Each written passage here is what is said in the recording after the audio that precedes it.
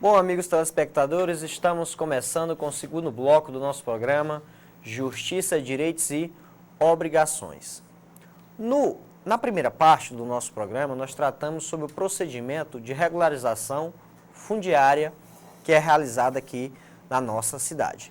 Nós vimos que o interessado que esteja há alguns anos, em determinado imóvel, 5 anos, 10 anos, 15 anos, ocupando, que tem a posse de determinado imóvel, e não a propriedade, desde que, lógico, aquele imóvel não esteja em litígio judicial, desde que aquele imóvel, aquele terreno não esteja registrado em cartório em nome de terceiros, ele pode se dirigir até a Secretaria de Regularização Fundiária do município de Imperatriz, com certos documentos e solicitar o início desse procedimento de emissão do título definitivo. Lá será feito o seu cadastro, lá será analisado pela assessoria jurídica e, sendo aprovado, será emitido o título definitivo para levar até o cartório e ser feita a escritura pública definitiva deste imóvel, ocasião em que o interessado poderá vender, construir, realizar todo e qualquer tipo de construção ou ato relativo a este imóvel. Neste segundo bloco, na segunda parte do nosso programa, nós vamos tecer aqui algumas considerações sobre o crime de falsidade documental, seja documento público ou documento particular.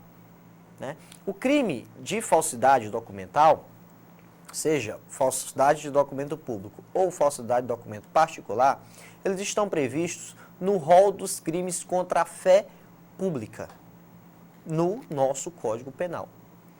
Fé pública. O que é fé pública? A fé pública, na verdade, é a crença que a sociedade tem, a credibilidade que a sociedade tem nos documentos, nos atos oficiais ou documentos particulares que são utilizados em todas as relações sociais. Então, essa fé, essa crença, essa credibilidade, essa presunção de que esses documentos são verdadeiros, são legítimos, equivale à fé pública. Nas nossas relações sociais, nós precisamos de inúmeros documentos para travarmos essas relações. Para contratarmos, nós precisamos de um contrato, nós precisamos dos nossos documentos pessoais para nos apresentarmos em repartições públicas ou nos identificar, nós precisamos de uma carteira nacional de habilitação, enfim, nós precisamos de inúmeros documentos, seja público ou particular, para podermos atuar, nos relacionar com terceiros e viver em sociedade. E a fé desses documentos, ela é protegida pelo nosso Código Penal. Tanto é que condutas específicas previstas no Código Penal que violam essa fé pública são punidas com penas privativas de liberdade. Falsificação de documento, público ou particular. Afinal de contas, o que é considerado documento? Bom, documento é todo escrito que pode ser atribuído a determinada pessoa, que tem um autor certo, um autor conhecido, e que tenha relevância jurídica, que tenha potencialidade de gerar efeitos jurídicos. Uma simples receita de bolo escrita, por exemplo, não equivale a um documento que possa ser falsificado e quem falsificou responder por crime. Não, tem que ter relevância jurídica. Então, um documento de identidade, uma CNH, um contrato particular, um cheque, são documentos que têm relevância jurídica, que têm autores conhecidos, e que podem ser objetos do crime de falsificação. Eles podem servir como prova. O primeiro crime que nós vamos ver é falsificação de documento público. Diz o artigo 297 do Código Penal: falsificar, no todo ou em parte, documento público ou alterar documento público verdadeiro. Aqui o termo falsificar, ele está entendido, deve ser entendido no sentido de fabricar, de produzir um documento falso. Você produz ele inteiramente. Então você falsifica, no todo ou em parte, total ou parcialmente, um documento público. Ou altera documento público verdadeiro. Então você pega o documento que é verdadeiro e modifica ele. Você pega uma identidade sua e coloca muda a data de nascimento, a identidade verdadeira, e muda a data de nascimento. Então, você alterou, você modificou um documento verdadeiro. Então, quando você produz um documento originalmente falso, desde a origem ele é falso, ou quando você altera um documento público, né, verdadeiro, você responde por crime de falsificação de documento público. E o que é considerado documento público? Documento público é todo escrito que é emitido, todo documento que é emitido por funcionário público, dentro do exercício de sua função. Então, nós temos como exemplo a CNH, Carteira Nacional de Habilitação, Carteira de Identidade, né, escrituras públicas, são todos considerados documentos públicos. Documento emitido por servidor ou funcionário público no exercício de sua função, no desempenho de sua função.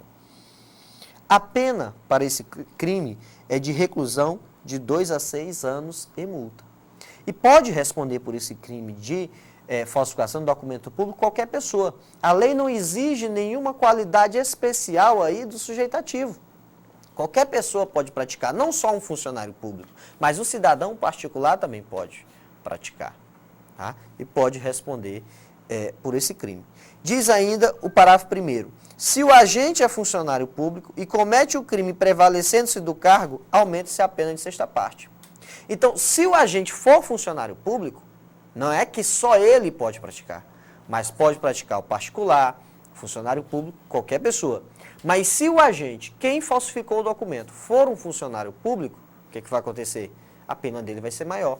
Por quê? Porque se espera de um servidor público, de um funcionário público, uma conduta mais responsável. Se espera dele uma segurança maior em suas atividades, uma honestidade maior em suas atividades, inclusive na elaboração e emissão de documentos. Então, a pena dele é maior.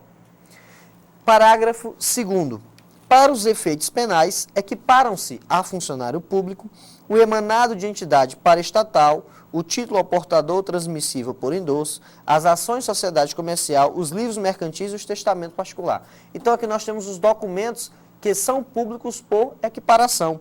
Testamentos, livros mercantis, né, os livros que dizem respeito à escrituração da empresa, né, são todos considerados documentos públicos por equiparação. Sua falsificação, o agente responde não por falsidade de crime, falsidade de documento particular, mas sim por falsidade de documento público. Ok? Então, nós temos basicamente essas condutas principais no crime de falsificação de documento público, né? O crime ele se consuma com a falsificação. Falsificou, está consumado o crime. O outro crime de falsidade documental que nós temos, né, de falsidade no aspecto material, ou seja, do aspecto formal exterior do documento, é o crime de falsificação de documento particular, previsto no artigo 298. Falsificar no todo ou em parte documento particular ou alterar documento particular verdadeiro. Tá? O conceito de documento particular, você pode aferir esse conceito de forma exclusiva. O que não for documento público é documento particular. É claro, só vai ser considerado documento particular se tiver, pelo menos para efeito desse crime, se tiver relevância jurídica, se puder ser objeto de prova, melhor dizendo, se puder ser utilizado como prova, se tiver valor probatório. Né? Tem que ter um autor certo, uma pessoa que o emitiu, ter relevância jurídica e valor probatório. Então, falsificar aqui está no sentido de produzir, criar, originar um documento falso, um contrato. Você pode criar um contrato falso, por exemplo. Ou alterar, você modifica um documento verdadeiro, que já existiu. O verdadeiro você altera, altera o aspecto formal dele, exterior dele. Ok? Então, nós temos estes documentos. Pena para falsificação de documento particular é de reclusão de 1 a 5 anos e multa. Tá? Então, nós temos o crime de falsificação de documento público, temos o crime de falsificação de documento particular, mas no aspecto material, exterior do documento. Você falsifica o papel do documento. Né? Muitas vezes, o documento público falsificado, a falsidade documental, né, seja documento público ou documento particular, ele só tem interesse, só faz sentido para o agente que produzia a falsificação se ocorrer também a falsidade ideológica, ou seja, a falsidade das informações nele contido. Porque existe o crime de falsificação de documento público, documento particular, e existe o crime de falsidade ideológica previsto no 299. No crime de falsidade ideológica, que aí pode ser em documento público ou documento particular, a falsidade incide não sobre o documento em si, não sobre o aspecto formal e exterior do documento, mas sobre o conteúdo das informações que constam no documento.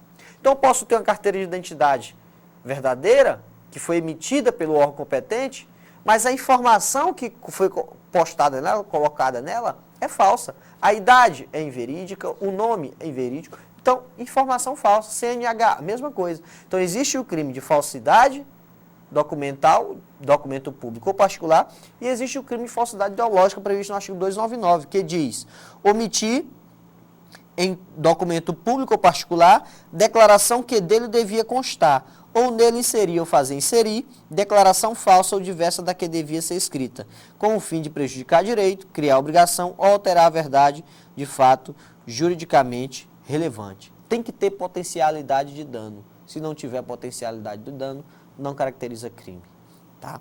Possibilidade de prejudicar terceiros. Então, nós temos esses crimes de falso que têm relação com o que nós falamos anteriormente. É possível a nulidade de um registro em cartório, de uma escritura pública de compra e venda, que passou por todo esse procedimento na prefeitura de regularização fundiária? É possível se declarar essa nulidade? Sim, se tiver documentos falsos. Se a escritura pública de um imóvel for obtida através de documentos falsificados, seja falsidade material do documento em si ou a falsidade ideológica, é possível anular esse documento, né? Então, tomem bastante cuidado. Levem documentos verdadeiros quando forem, né, dar início a algum procedimento de titulação de determinado imóvel, levem seus documentos reais, verdadeiros, para que posteriormente não passe por transtorno e para que não sofram medidas judiciais, seja de natureza civil ou até mesmo criminal, tá? Muito obrigado pela atenção de todos, né? Eu espero que as informações que tentamos passar hoje tenham esclarecido, tenham aberto a mente da sociedade imperatrizense, né? Repito, mandem e-mails para o nosso programa, o e-mail é pauloadvjurídico@hotmail.com, pauloadvjurídico@hotmail.com, ou liguem, mandem mensagens para os telefones 8816 1132 ou 8110 1122, né? Fique à vontade para mandar suas críticas, suas sugestões de temas, suas perguntas, tá? O nosso objetivo é democratizar o ensino jurídico na região tocantina, né? Especialmente a nossa cidade de Imperatriz, tá? Nós estamos diuturnamente tentando melhorar o nosso programa e nós teremos novidades em breve. Muito obrigado pela atenção, não saia daí, no próxima semana nós voltaremos. Obrigado.